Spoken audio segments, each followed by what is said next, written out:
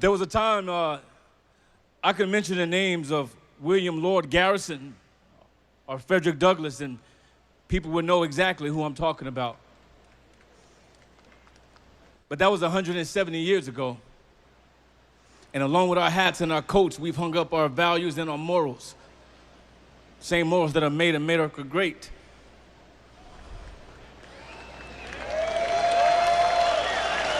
I can't help but believe that maybe there's some return to that.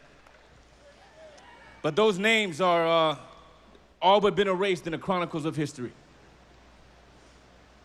There will be a time when I could whisper the names of Stowe or Madam C.J. Walker, and someone might dare to remember them. But that was less than 100 years ago.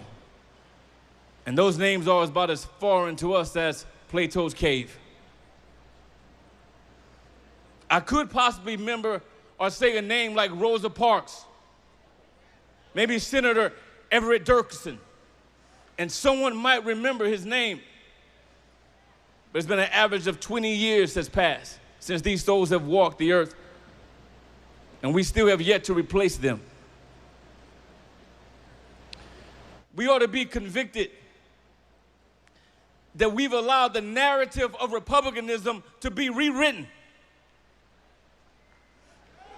Like possums, we've rolled over and we've played dead, hoping and begging that the dangers of liberalism will pass us by. Like laughing hyenas, we've ran away from the responsibility of communities that have been drenched in poverty and inequality, all because we've been too afraid to be courageous.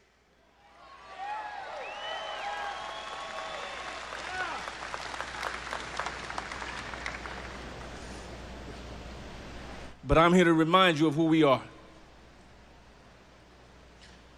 We are the sons and daughters of abolitionists.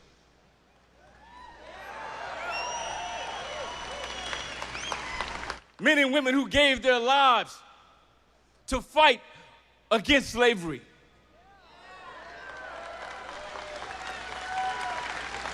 But make no mistake about it, slavery has returned.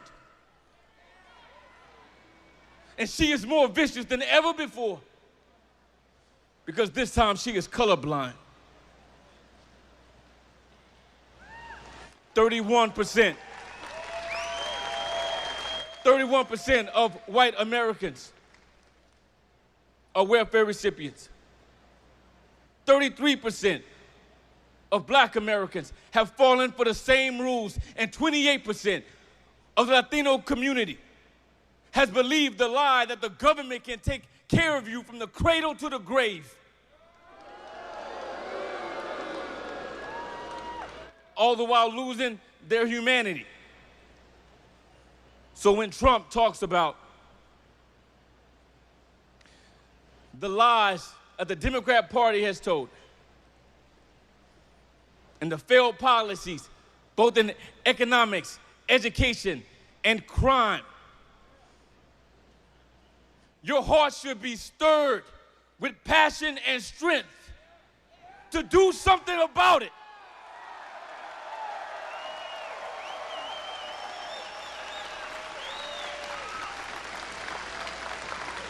We pranced around in our arrogance. We have pranced around in our arrogance, believing that just maybe something will happen without us doing anything. Just not the case. With the growing population of Hispanics and the decline of the black populace, Jim Crow laws like the Clintons' war on drugs has incarcerated millions of black men.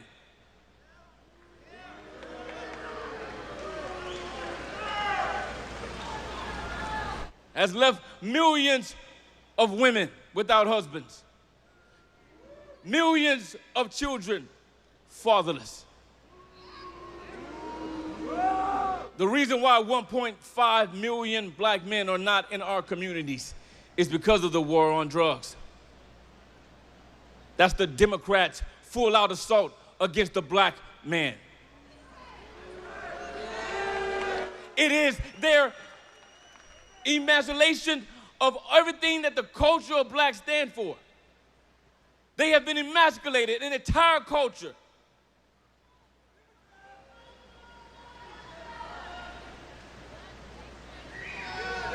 What will we do about it?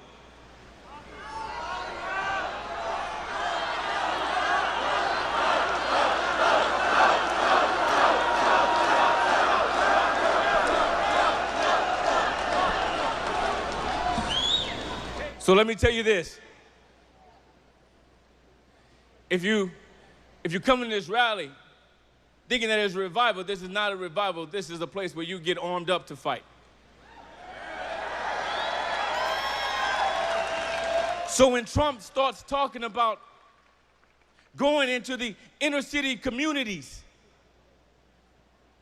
and changing the rhetoric, when he talks about going into the inner city communities and offering a hand up instead of a hand out, I can't help but listen and know that it's the truth.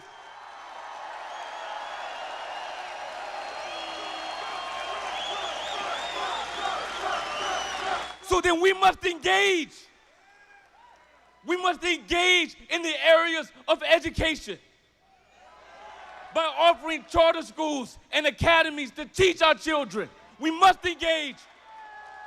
We must engage in the area of economics by empowering entrepreneurs, not to be job seekers, but job creators. We must engage.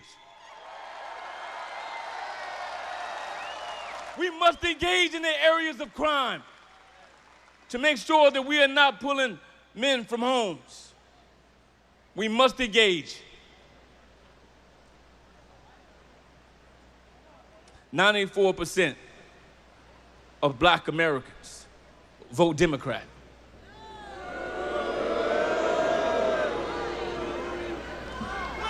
And have so for half a century and to no avail. If you believe that they are sleeping, you are sadly mistaken. There will be no greater time than now for us to go into these communities and teach them freedom and economic independence.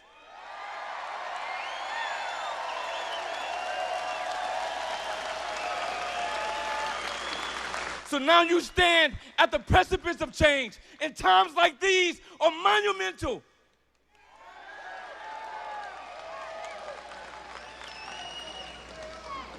We must not allow our people to fail. We must not allow the return of slavery. We must prove President Johnson wrong. He thought that the black community would sell their birthright for a bowl of soup. For 200 years, he was sadly mistaken.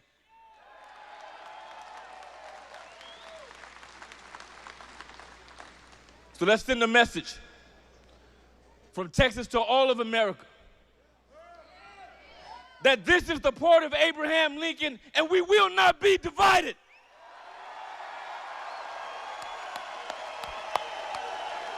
Trump, Trump, Trump, Trump, Trump, Trump, Trump.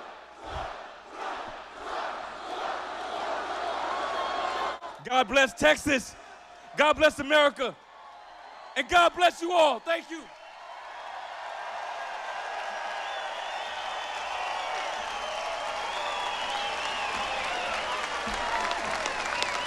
That's what I'm talking about. Let's give it up again for R.W. Bray.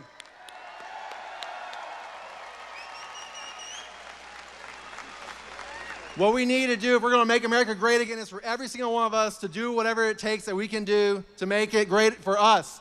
It comes to every one of you to help your neighbor and your community to get to be where they want to be. We are the party of Lincoln. We're the party of Reagan. We are the ones who believe in life, liberty, property, and the pursuit of happiness. I want to bring up another friend of mine who's got just a wonderful story, and I think he's got some great examples that you're going to want to hear about very soon. First off, he was recently announced as a member of the National Hispanic